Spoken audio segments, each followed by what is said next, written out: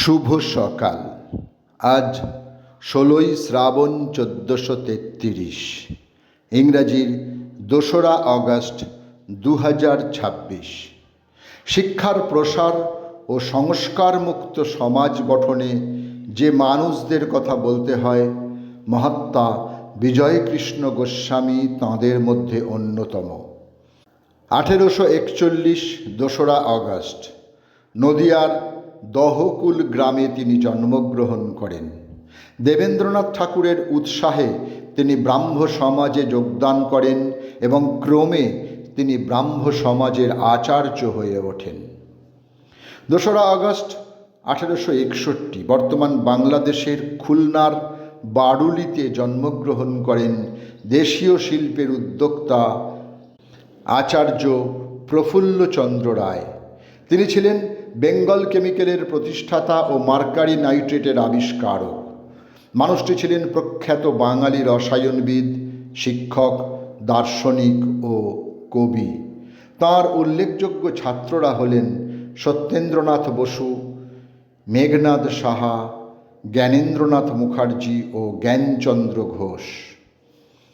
২রা আগস্ট ১৮৬৬ বাংলাদেশের মানিকগঞ্জের বগজুড়ি গ্রামে জন্মগ্রহণ করেন ভারতবর্ষের প্রথম চলচ্চিত্র নির্মাতা হীরালাল সেন।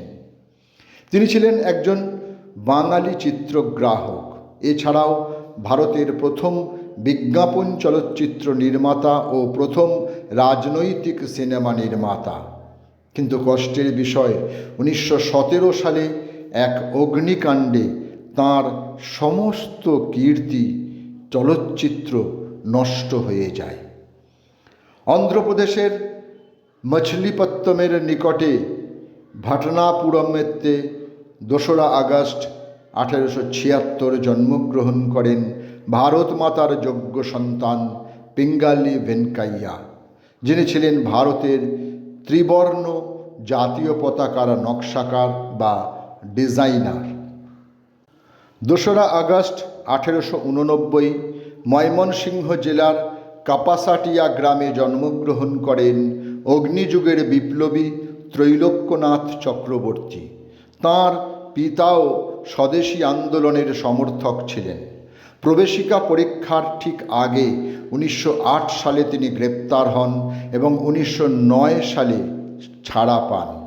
এরপর তিনি সঙ্গোপনে দেশবন্ধু চিত্তরঞ্জন দাস, সুভাষচন্দ্র বসু ও চন্দ্রশেখর আজাদের সঙ্গে যোগাযোগ করে ও স্বাধীনতা আন্দোলনে ঝাঁপিয়ে পড়েন। ১৮৪৪ ২রা আগস্ট ৬১ বছর বয়সে কলকাতায় প্রয়াত হন রামকমল সেন। তিনি ছিলেন ট্যাক্সাল ও ব্যাংক অফ বেঙ্গলের আজীবন দেওয়ান ও এশিয়াটিক সোসাইটির প্রথম ভারতীয় সচিব ও অভিধান প্রণেতা। তাঁর সংকলিত ইংরাজি বাংলা অভিধান দেশীয় মানুষের সম্পাদিত প্রথম অভিধান। তাঁর জ্যেষ্ঠ পুত্র হরিমোহন সেন ছিলেন জয়পুর রাজ্যের মন্ত্রী ও ব্রহ্মানন্দ কেশবচন্দ্র সেন ছিলেন তাঁর পৌত্র। আলেকজান্ডার গ্রাহাম বেলকে বলা হতো দ্য ফাদার অব দ্য ডিফ, বোবাদের পিতা। বোবাদের জীবনযাত্রার মান উন্নয়নে তিনি অনেক গবেষণা করেছেন। বলে রাখা ভালো, তাঁর মা ও স্ত্রী ছিলেন বোবা। তিনি একজন প্রখ্যাত বিজ্ঞানী ও উদ্ভাবক। টেলিফোনের অন্যতম আবিষ্কারক হিসেবে তিনি সবচেয়ে পরিচিত। ১৯২২ আজকের দিনে ৭৫ বছর বয়সে কানাডায় তিনি শেষ নিঃশ্বাস ত্যাগ করেন।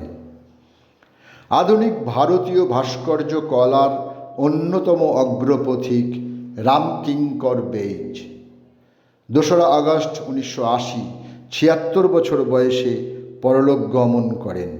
তাঁকে ভারতীয় চারুশিল্পে আধুনিকতার জনক ও অন্যতম শ্রেষ্ঠ শিল্পী মনে করা হয়।